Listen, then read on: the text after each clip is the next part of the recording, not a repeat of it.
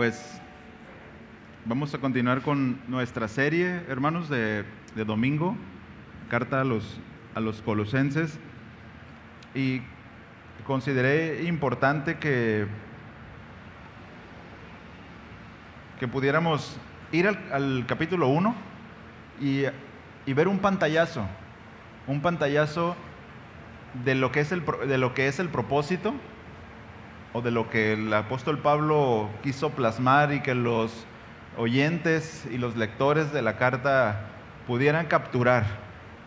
¿Ok? Vamos al capítulo 1 de Colosenses. No vamos a leerlo todo, obviamente, por cuestión del tiempo, pero es un pantallazo de lo que ya hemos visto. Y bueno, decirles que el propósito general de la carta del apóstol Pablo a los Colosenses es dar el lugar de preeminencia a Cristo. Y si ustedes ven, después de la gratitud, ¿no?, de los saludos a los colosenses, después de orar por ellos, el apóstol Pablo, él entra en el versículo 13 del capítulo 1 al tema teológico, ¿sí? Y empieza a hablar acerca de la persona y de la obra del Señor Jesús. Y después viene un himno cristológico en el versículo, a partir del versículo 15, donde empieza a decirle la imagen del Dios invisible, el primogénito de toda creación, y nos empezó a explicar el apóstol Pablo cómo en Cristo fueron creadas todas las cosas. Se oyen muchos agudos aquí, ahí me ayudas. Cómo en Cristo, cómo Él sustenta todas las cosas. Y no sé si recuerdan que hablábamos acerca de las leyes que no permiten que un átomo se fusione con otro átomo, de manera que están ahí sin unirse, y por ello es posible que la materia exista como la conocemos, pero si se unen, pues explota todo. De hecho, clase de física rápida, el sol es el sol porque momento tras momento hay fusión nuclear dentro del sol. Entonces está habiendo explosiones nucleares cada segundo, y bueno, disfrutamos de eso, Dios sustentando de esa forma al universo, ¿no? En este caso a esta pequeña parte del universo que es el sistema solar. Pero bueno, decíamos que esa ley que no permite que los dos átomos se unan, los científicos no saben por qué. ¿Qué los mantiene en ese estado, en esa posición, sin que se unan? Bueno, la palabra dice que Cristo sustenta todas las cosas. Entonces el apóstol Pablo a través de eso está diciendo: hey, es Cristo. Todas las leyes de la física dependen de Él, ¿no? Y fueron creadas por Él. Y empieza a hablar después acerca de la obra de Él en la iglesia y para los creyentes, ¿no? El versículo 24 del capítulo 1, el subtítulo es Cristo en ustedes, la esperanza de gloria. Cómo después de ponerlo en el lugar que tiene en el trono del universo, dice, ahora Él ganó un lugar para nosotros, nos ha reconciliado, ¿no? Y le da un lugar a Cristo dentro de la iglesia, ¿sí? Luego en el capítulo 2, Pablo va a tomar esta supremacía de Cristo, esta preeminencia de Cristo en todas las cosas, en el universo, entre los individuos, en la iglesia, para refutar la herejía colosense de la que hablamos en seguidas ocasiones, para decir, el legalismo no, Cristo. La sabiduría humana con todas sus máximas no, Cristo. Las obras, ¿no?, que pueden acompañar, sugerían para tener una salvación más excelente y estar entero. ¿Recuerdan el pleroma? Y el apóstol Pablo dice, no, en Cristo habita toda la plenitud de la deidad. En Él estamos completos. Entonces, toda toda la argumentación teológica, la refutación hacia la herejía colosense, es para poner a Cristo en el lugar que le corresponde, en la mente de los oyentes y de los lectores. Y después de todo esto, capítulo 3, que es en el que estamos estudiando, inicia diciendo, ¿no? El apóstol Pablo inicia con esta oración condicional, ¿no? De la que hablábamos. Dice, si ustedes pues han resucitado con Cristo, y decíamos que esta forma de la oración realmente no es que esté poniendo una condición, sino que es una figura para reafirmar el hecho de que aquellos que estaban escuchando la carta, los que estaban leyendo incluso la carta, habían resucitado con Cristo. ¿Cómo sabemos eso? Porque en el capítulo 1, el apóstol Pablo les dice, versículo 3, doy gracias a mi Dios siempre que me acuerdo de ustedes, pido siempre con gozo en cada una de mis oraciones por todos ustedes, por su participación en el Evangelio desde el primer día, y hasta ahora Él los consideraba ya unos creyentes. Es decir, ellos habían resucitado con Cristo, y ahora, con todo esto, hermanos, con Cristo en el lugar que le corresponde en el universo, en la vida de la iglesia y en la vida de los creyentes, teniendo una nueva vida, que es lo que trata el capítulo 3, ¿cómo luce la nueva vida en Cristo? Y lo primero que dice es que aquellos que han resucitado con Cristo tienen su mirada puesta en Él. ¿Sí? Tienen su esperanza en Él, porque dice el versículo 4, dice, cuando Cristo nuestra vida sea manifestado, entonces ustedes también serán manifestados con Él en gloria. Entonces quiere decir que todo esto que ya dijo el apóstol Pablo nos da una posición, nos da un lugar. Los resucitados con Cristo puede ser un título para un creyente, el resucitado con Cristo, el que está esperando la manifestación de Cristo, el que está poniendo su vista en las cosas de arriba, no en las de la tierra, no en las cosas perecederas.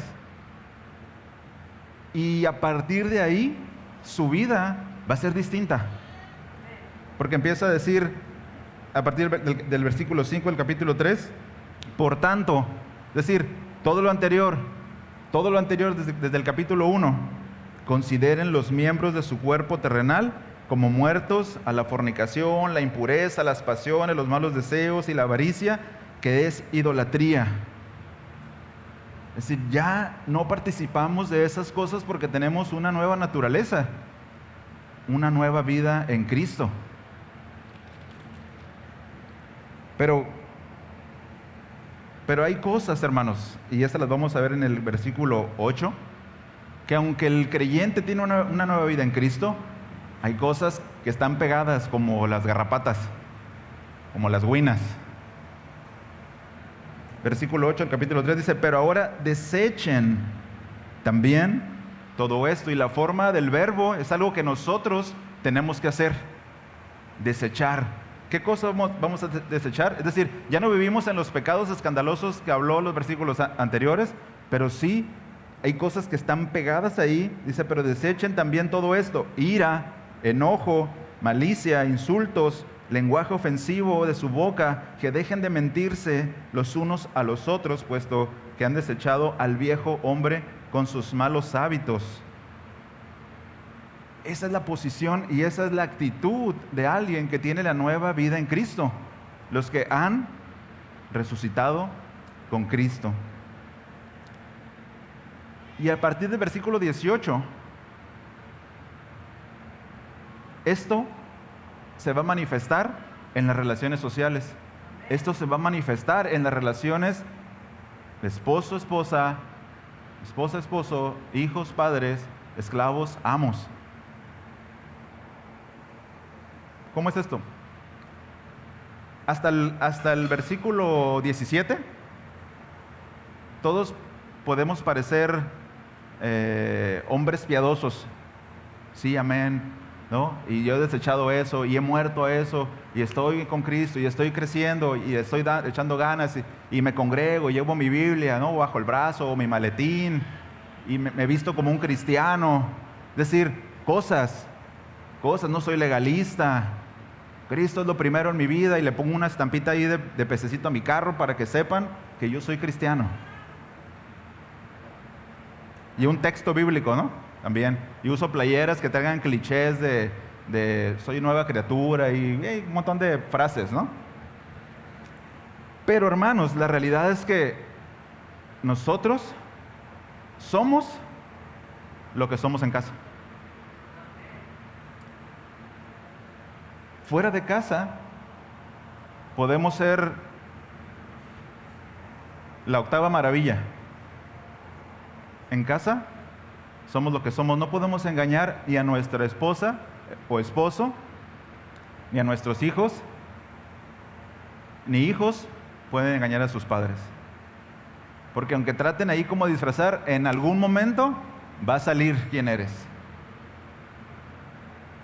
Pero entonces, hermanos, lo que el apóstol Pablo va a decir es que precisamente esto que ya dijo anteriormente tiene que salir del corazón y de la boca, tanto de las esposas, de los esposos, de los hijos y de los esclavos y de los amos.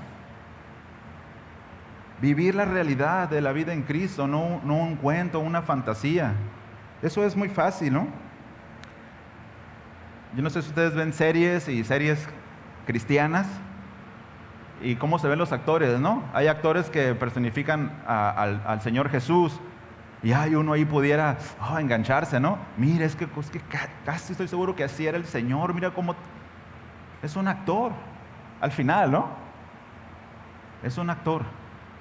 Y pudiéramos tomar esa actitud. Tenemos un buen guión, pero viene la realidad. Viene la realidad, ¿no? Y bueno, vamos a estar estudiando a partir del versículo 20. La semana pasada vimos los versículos 18 y 19. Yo espero que las espositas y espositos hayan practicado en casa la instrucción del Señor. ¿Sí? Un sí escuché nada más, diría Bogdan, ¿no? Nada más un sí escuché. Pero bueno, versículo 20, hermanos. Versículo 20. Dice así: hijos, sed obedientes a vuestros padres en todo, porque esto es agradable al Señor.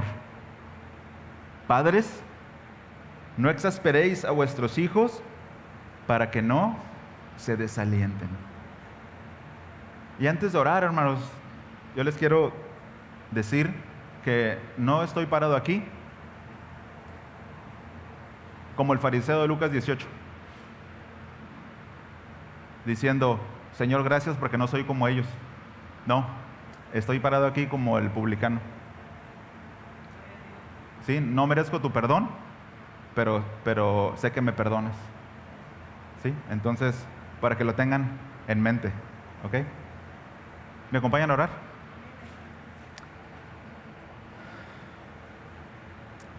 Amado Señor, nos presentamos esta mañana a Ti y hablo también, Señor, por aquellos que se presentan con reverencia ante Tu palabra, con temor y con temblor. Ayúdanos, Señor, a entender, a caminar, a oír con atención el consejo de Tu palabra. No mis palabras, Señor. Háblanos esta mañana y a pesar de mis debilidades, Señor, ayúdanos a crecer en todas estas instrucciones, a tomar decisiones, a dar pasos concretos y decisivos en nuestra vida como familia, porque entendemos que la familia es una parte fundamental en la iglesia, en el desarrollo de la iglesia. Una iglesia fuerte es porque tiene familias fuertes. Gracias, amado Dios. Ayúdanos. En el nombre de Jesús. Amén. Y bien, hermanos, el texto de esta mañana va a iniciar con una exhortación a los hijos. Así que Papás, no saben a dormir, ¿no? Pongan atención.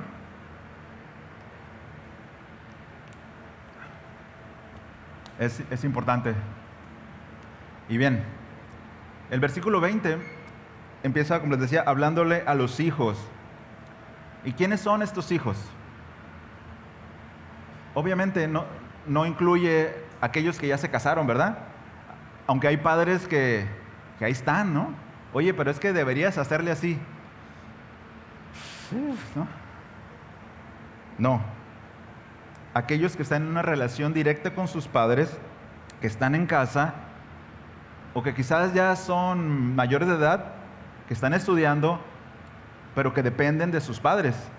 Es decir, no pueden tomar decisiones por sí solos para cosas importantes en la vida porque dependen de sus padres. Aquellos que ya se han casado, ya están en otra relación. Ya hablamos el domingo pasado. Pero todos aquellos hijos que tienen una relación con sus padres, el apóstol Pablo, el Espíritu Santo a través del apóstol Pablo les habla esta mañana. ¿Y cuál es la exhortación? Sed obedientes. Sed obedientes. Y es interesante que la Septuaginta, la Biblia, la versión griega del Nuevo Testamento, es decir, la versión de los 70, usó la palabra griega que se usó aquí como sed obedientes en Génesis 8, en Génesis 3. Acompáñame ahí por favor a Génesis 3:8. Porque sed obedientes, hermanos, implica muchas cosas. A veces nosotros le damos un consejo, no sé, a un sobrino, a alguien, ¿no? Mira, mijo, sé obediente con tus papás, ¿eh? A un amiguito, sé obediente. Pero eso, hermanos, implica muchas cosas. Génesis 3:8 es la primera vez que se usó esta palabra. Y como les decía, en la Septuaginta se tradujo aquí, ¿no? Se usó en este pasaje. Versículo 8 dice, y oyeron al Señor que paseaba en el huerto. Y este oyeron tiene que ver con obediencia. Es oír. Es la palabra en el hebreo, es la palabra shamá. Pero unos versículos después se vuelve a usar y nos da más luz. En el versículo 17, ustedes conocen el pasaje de Génesis 3, la desobediencia del hombre, ¿verdad? La caída, la llegada del pecado. Vean, el versículo 17, Dios le dice a Adán, dice, entonces dijo a Adán, por cuanto has escuchado la voz de tu mujer. Y ese escuchado es esa palabra. Es decir, sed obedientes implica oír, implica escuchar. Pero vean que el reclamo que Dios le hace a Adán es que no solamente escuchaste, ¿qué pasó? La obedeciste. Es decir, transgrediste el mandamiento que te había dado. Es decir, lo escuchaste y lo llevaste a cabo. Entonces, ser obedientes, hermanos, tiene el sentido de oír y atender. Oír una instrucción y atenderla. También implica la obligación de acatar la instrucción que se está dando. Y ese es el énfasis que se da en el Nuevo Testamento. Recuerden que en el Nuevo Testamento hay muchas figuras militares. ¿Sí? Entonces, un soldado raso, cuando se le da una instrucción, ¿qué hace? Sí, ahorita voy. Si uno se atrevió a hacer eso, yo creo que quizás si le dieron 40 azotes menos uno, le fue bien. No, es sí, Señor. Y lo hago. Y a veces están cayendo las bombas ahí, ¿no? Están cayendo las flechas y todo, avanza. Pero me van a atravesar las flechas. La instrucción fue, avanza, oír, acatar una instrucción, la obligación de acatarla, esa instrucción, ¿no? Pero aún tenemos un ejemplo todavía más supremo a esto, hermanos. Porque ahí pudiera ser dudo, ¿no? O me salgo corriendo, ¿no? Hacia el otro lado, deserto del ejército. Bueno, tenemos un ejemplo todavía aún más supremo, Filipenses 2:8.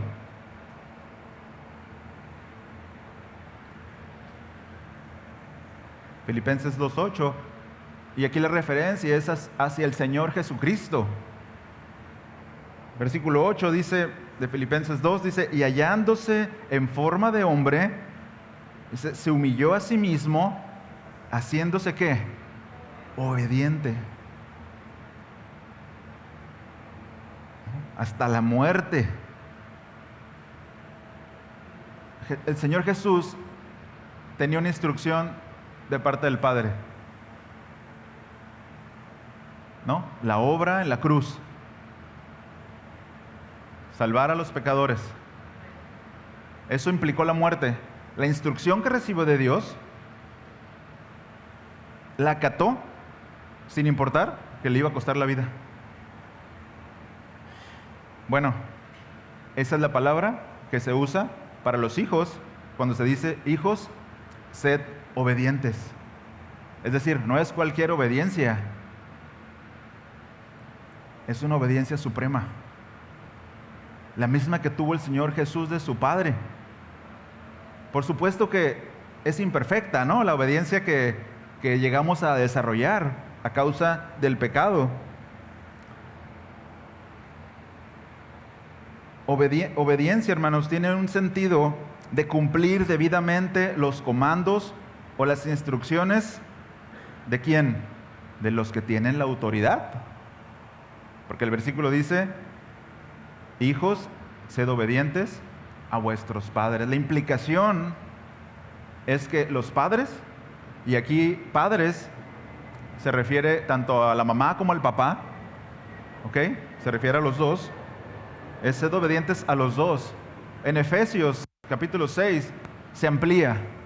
¿Recuerdan? En el versículo 5, versículo 3, perdón, el apóstol Pablo trae el mandamiento que además tiene añadida una promesa.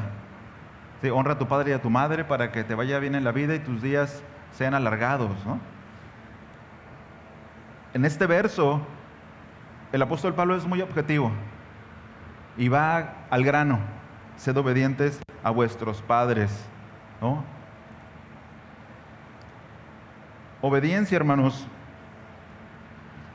tiene un valor supremo en las Escrituras.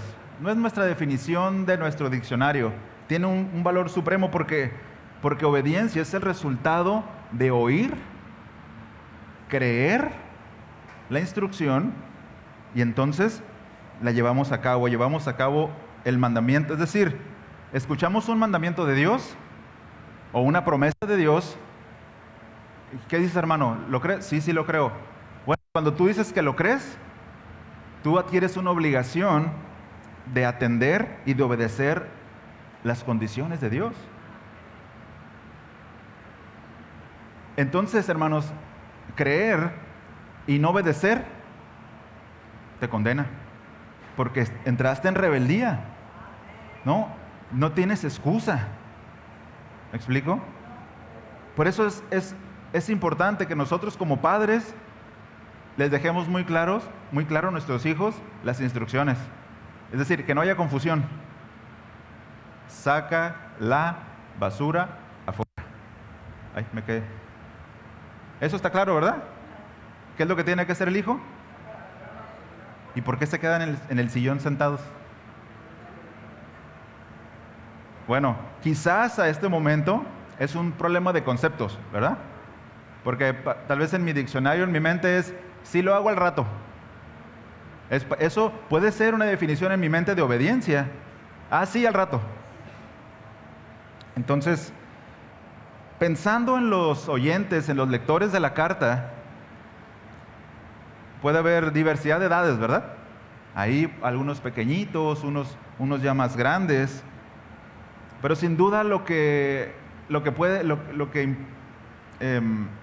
podemos pensar es que todos ellos, los que están escuchando, los hijos de los que están escuchando, han sido instruidos, como muchos de nuestros hijos, han sido instruidos por años en la palabra. No sé exactamente cuántas veces hemos tocado este tema, pero muchas, ¿verdad, Rocío? a lo largo de 15, 16 años? Mucho, desde el inicio. Un énfasis en la familia, en los hijos, en amar a la esposa, ¿no? En llevar los roles correctamente. Pero quizás hubiera algunos hijos que no son creyentes. Por no ser creyentes, ¿están fuera de este mandamiento? ¿Recuerdan que hablábamos de los códigos domésticos? La ley contemplaba que los papás, que el pater familias tenía la patria potestad y los hijos tenían que sujetarse y obedecer. De hecho, recuerden que para la esposa no se le exige obedecer, sino someterse. Para los hijos y para los esclavos, es obedecer, ¿no? A tu autoridad, que es tu padre, tus padres.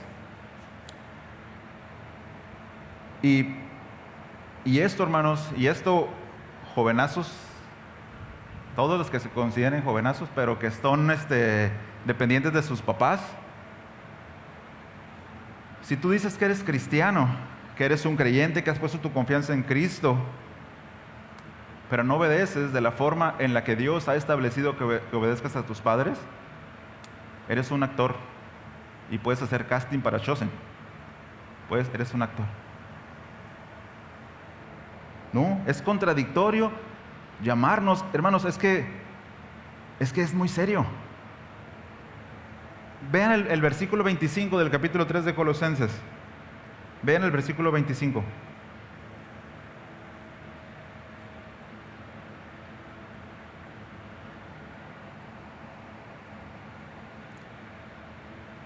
Dice el 25, dice, porque el que procede con injusticia sufrirá las consecuencias del mal que ha cometido. Y eso sin acepción de personas. ¿Y a quiénes creen que se incluyen aquí? A todos. El no acatar las instrucciones de Dios nos pone en peligro. Entonces, ¿mi salvación está segura? Es que si vives en esa forma constantemente, te invito a revisar tu salvación. Porque el que practica el pecado es del diablo. Es su padre y se somete a su padre y lo obedece. ¿Se fijan? Es bien fácil, ¿no? Es bien fácil obedecer a Satanás. De lo más sencillo en el mundo. Pero bueno, venimos a Cristo y hay una lucha, ¿no? En la carne. Lo que no quiero, eso hago. Romanos 6. Y bueno, sigue diciendo el texto que los padres, que se refiere a los padres, ¿no? A los que dan vida, a los que nutren, pero también a los que crían un hijo, porque quizás aquí hay padres, o en iglesias hay padres que llegaron al matrimonio y ya había hijos y los están criando en amor y los han adoptado como sus hijos. La instrucción es para ti también, no solamente para los que dan vida. ¿Ok?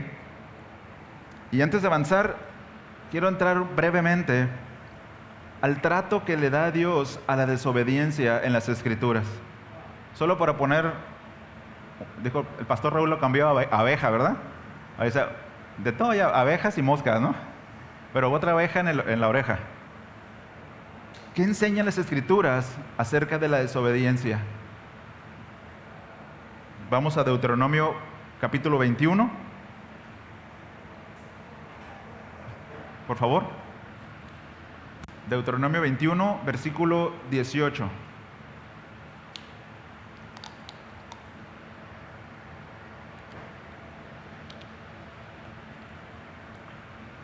Quizás para ustedes pueda sonar drástico. ¿Ya estamos ahí? Deuteronomio 21, 18. Dice así: si un hombre tiene un hijo terco y rebelde, y los papás hacen si un hombre tiene un hijo terco y rebelde, dice, que no obedece a su padre ni a su madre, dice, y cuando lo castigan, es decir, cuando lo castigan hay misericordia, es decir, esto es para que corrija. Cuando lo castigan, dice, ni aún así les hace caso. Si era terco, ¿verdad? 19 dice, el padre y la madre lo tomarán y lo llevarán fuera a los ancianos de su ciudad, porque los ancianos estaban en las puertas, ¿no? Ahí en la entrada, en los pórticos principales. Dice, y dirán a los ancianos de la ciudad, este hijo nuestro es terco y rebelde. Y ponga atención a esa palabra rebelde, porque al ratito vamos a regresar ahí. Dice, no nos obedece. Es glotón y borracho. Yo estaba pensando, ¿desde qué edad, no? Quizás desde los 14 años, 13. Bueno, antes en la antigüedad, alguien de 15 años ya era considerado, si no me equivoco, desde los 12 años un adulto, ¿no? Desde los 12. Quizás sentían la libertad de entrarle. Es glotón y borracho. 21. Entonces, vean, entonces todos los hombres de la ciudad lo apedrearán hasta que muera. Pero vean cuál es la razón de eso, hermanos. Vean cuál es la razón de eso. Así quitarás el mal de en medio de ti. Porque seguramente ese terco y rebelde iba a ser un delincuente, un homicida. Quitarás el mal de en medio de ti, y todo Israel oirá esto y temerá. Digo, aquí vemos dos ancianos. Ustedes preocupamos más, ¿no? Porque capaz que nos empieza a regresar y se pone difícil. Hermanos, el Señor es drástico. Él está interesado en quitar el mal de en medio. Por eso la recomendación al pueblo de Israel: no se mezclen, no se casen, no den sus hijas, no den sus hijos, no adoren a sus ídolos, porque los van a imitar, porque van a traer el mal a casa. Y bueno, siglo XXI, no los vamos a apedrear, ¿verdad? Por supuesto. Pero hay advertencias, hermanos. Romanos 1:30, por favor. Romanos 1:30, y la razón, yo estaba pensando, Señor, ¿por qué antes tú eras tan drástico y venía tu juicio, ¿no? Y la respuesta, entiendo que Él es grande en misericordia, que Él está siendo paciente, pero no significa que el juicio no llegará en su momento. Romanos 1:30. Vean la lista, leamos desde el 29. Vean esta lista. Dice, estando llenos de toda injusticia, refiriéndose a la humanidad, ¿no? En general, estando llenos de toda injusticia, maldad, avaricia y malicia, dice, colmados de envidia, homicidios, pleitos, engaños y malignidad. Dice, son chismosos, detractores, aborrecedores de Dios, insolentes, soberbios, jactanciosos, inventores de lo malo. Y el último, desobedientes a los padres. Y lean conmigo el 32, versículo 32. Los cuales, es decir, toda esa lista, incluidos los desobedientes a los padres, aunque conocen el decreto de Dios, que los que practican tales cosas son dignos de muerte, dice, no solo las hacen, sino que también dan su aprobación a los que las practican.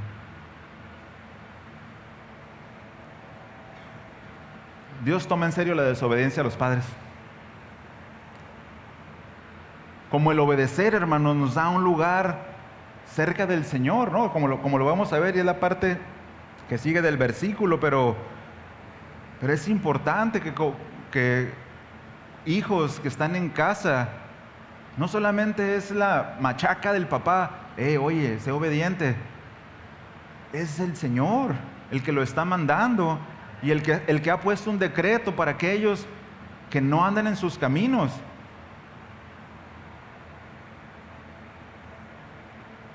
Luego viene a la mitad del versículo. Dice que los hijos sean obedientes a vuestros padres, solo en las cosas que les conviene, en las que si las hago voy a recibir algo, si me porto, ya, porque los hijos son bien listos. Si me porto bien, hago esto, me esfuerzo acá, hago el desayuno y se levantan mis papás ¿y qué piensan los papás? Algo quiere. ¿No? No, dice la palabra en todo.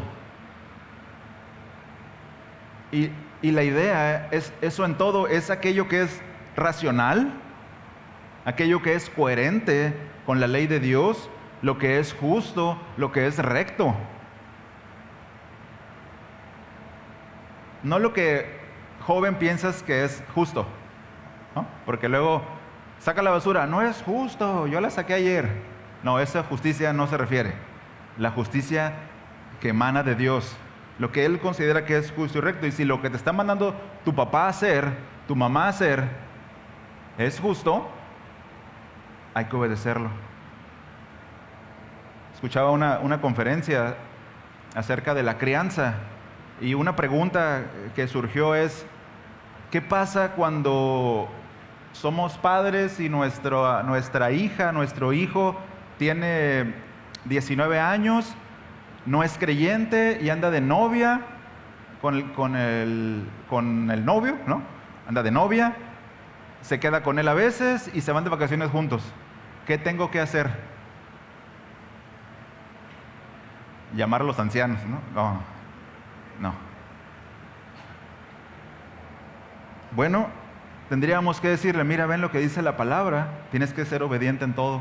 Pero si no quieres, si te rebelas con todo el dolor del corazón, porque los papás amamos a nuestros hijos y nunca quisiéramos que pasara eso, aquí nos rige la ley de Dios y eso es un pecado. Y si no quieres sujetarte a los reglamentos de casa, pues el Señor te ayude y recapacites, ¿no? ¿Suena duro? Pero si nosotros hacemos caso omiso, hermanos, y como se dice coloquialmente, nos hacemos de la vista gorda, piensen en Elí. Yo nomás les recuerdo que estaba sentado, se cayó, se golpeó la cabeza y se murió. No, hay un reproche del Señor. Él no atendió. Ay, muchachos, les dijo, escucho lo que dicen de ustedes, ya, pórtense bien. No era, ¿sabes qué, mano? Ven y léele la cartilla, ¿no? El Señor dice esto, está. Y vamos a hablar con los ancianos si te dan una oportunidad. Si no, fornicarios en los lugares sagrados. Bueno, está la instrucción. Pudiéramos abundar en eso, pero no es el tema, ¿ok?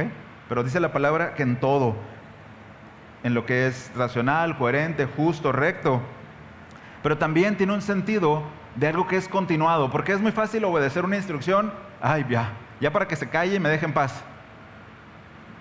No, es continuado. Es decir, estás en casa, te dicen, vas a ver la televisión, no veas tales clasificaciones, no veas tal aplicación, solamente esto puedes ver. Sí. Sí obedeció. Te vas de casa, control, YouTube, sin restricción. ¿Eso es obedecer? No, es la idea de en todo, es algo que es continuado, no están mis papás, sigo obedeciendo. Estoy en la escuela, sigo obedeciendo. Porque bueno, miren, aquí quiero hacer una fe de ratas, ¿no? Los hijos son lo que son en la escuela cuando no están sus papás. Se sorprenderían, unos hijos en casa excelentes, ¿no? Te lavan los trastes, o sea, como decía Jesse, ¿no? Entras al baño y se preocupan por el que lo va a usar, lo recibe impecable. Pero cuando están con sus amigos, sin la supervisión de ningún adulto en la escuela, pregunten a los maestros cómo son los muchachos en las escuelas. Nunca lo habías oído escuchar hablar así. Un lenguaje tan soez. La forma en la que concluyen y piensan. En casa llegan a ser unos actores, pero lo bueno que aquí no, ¿verdad? ¿Verdad que no? No, digan que no, pues se van a balconear solos, ¿no? No, pero bueno que aquí no. Pero esa es la idea. Escuchas, oyes el chamá, atiendes, obedeces, pero lo sigues haciendo. Continúa la instrucción. ¿Ok?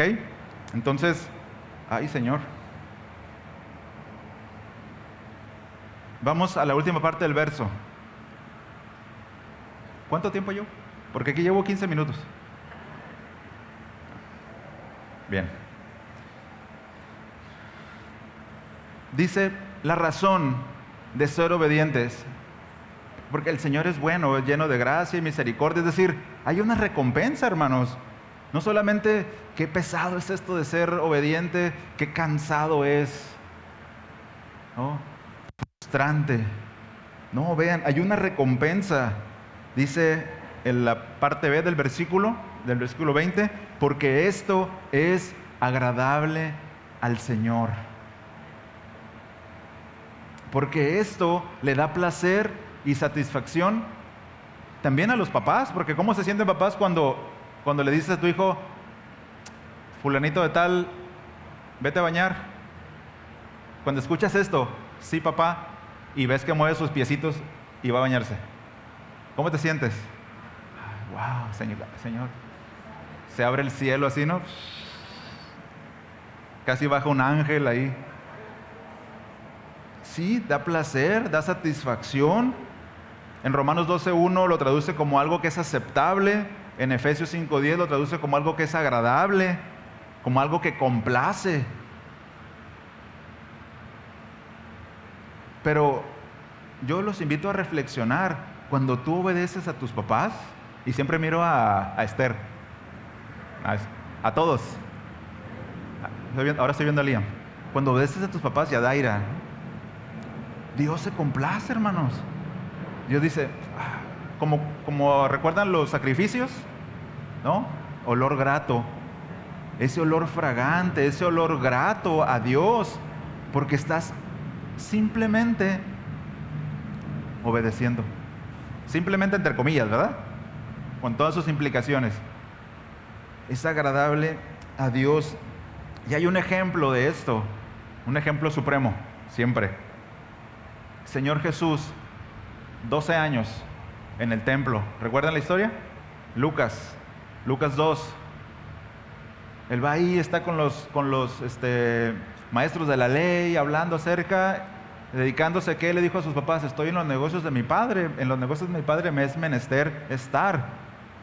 Pero el versículo 50, 51 y 52 de Lucas dice, hablando de Jesús, ¿no? Y sus papás, dice, y descendió con ellos y vino a Nazaret, dice, y continuó sujeto a ellos.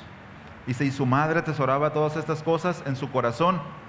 Dice, y Jesús crecía en sabiduría, en estatura y en gracia para con Dios y los hombres. Y eso es lo último que supimos de Jesús. 12 años, continuaba sujeto a sus padres. Crecía en gracia y en sabiduría. Mira qué muchachito también, qué agradable muchacho, ¿no? Mira cómo le ayuda a su papá en la carpintería. Su papá se levanta y ya está el taller barrido, todo listo, terminan y no queda de herramienta tirada.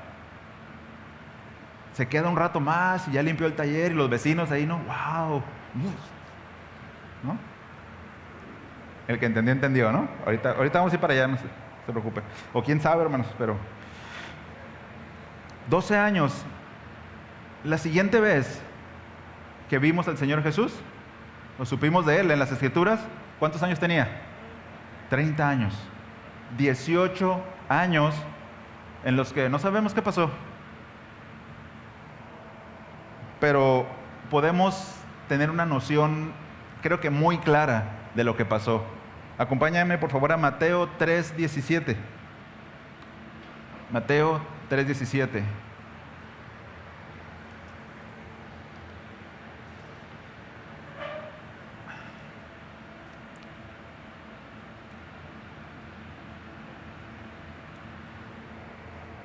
Dice,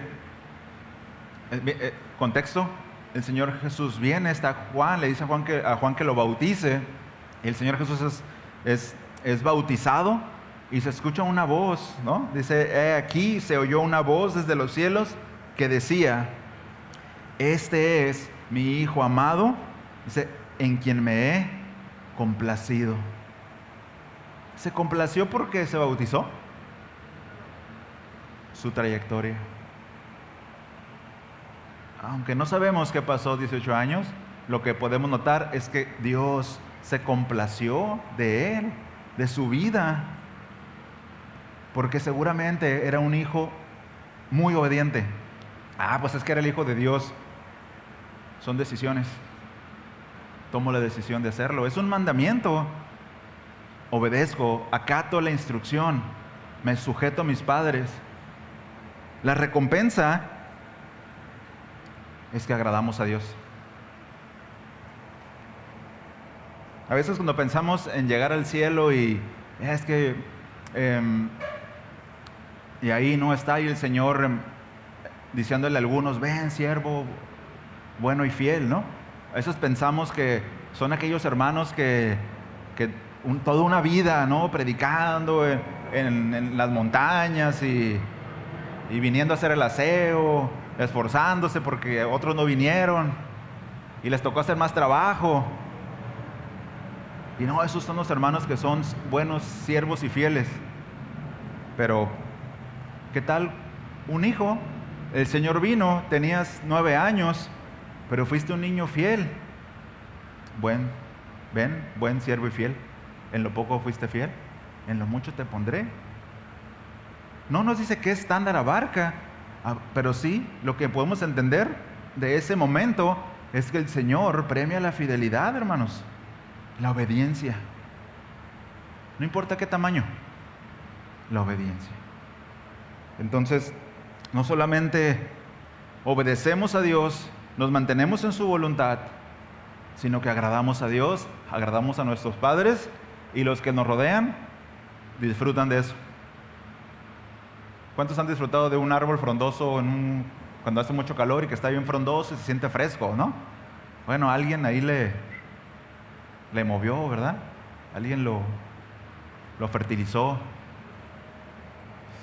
Hermanos, vamos a dejar la segunda parte para la siguiente, porque si no vamos a ir aquí a las 3. Y a algunos les veo que tienen hambre, pero no de la palabra. ¿Ok? Entonces, conclusiones. Algo sencillo. Muchachos, jóvenes, hijos que viven con sus papás, con sus tutores, con quienes los crían, ¿desean hacer la voluntad de Dios? ¿Hay un deseo de hacer la voluntad de Dios? A ver. Miren. ¿Sí o no? ¿Sí? Que se oiga, ¿no? Hermanos, ¿quieren que se oiga o no? ¿Desean hacer la voluntad de Dios? ¿Andar en la voluntad de Dios? ¿No es algo por lo que oran? ¿No es algo por lo que oran? Yo me acuerdo hace 3 años cuando tenía su edad, Señor, yo quiero hacer tu voluntad. No sabía qué estaba diciendo, no sabía qué estaba pidiendo en realidad, pero yo escuchaba que muchos oraban así, de andar en la voluntad. Me temo que muchos adultos oran eso sin saber qué es lo que están pidiendo, pero bueno, eso fue paréntesis, cierro. Yo oraba, Señor, yo quiero andar en tu voluntad, y muchas veces, cuando la voluntad de Dios es que obedezcan a sus padres. ¿Quieren andar en su voluntad? Obedezcan a sus padres y estarán cumpliendo la voluntad de Dios. No podemos ir al punto B sin pasar el punto A. ¿Quieren una vida larga y de bendición? Honren a sus padres. ¿Cómo los honramos? Es que yo no trabajo, yo no le puedo dar un regalo a mi papá. Obedécelo. Simplemente, sí papá, sí mamá, y hazlo. No una vez, en todo, continuado. Amén. ¿Qué les parece si nos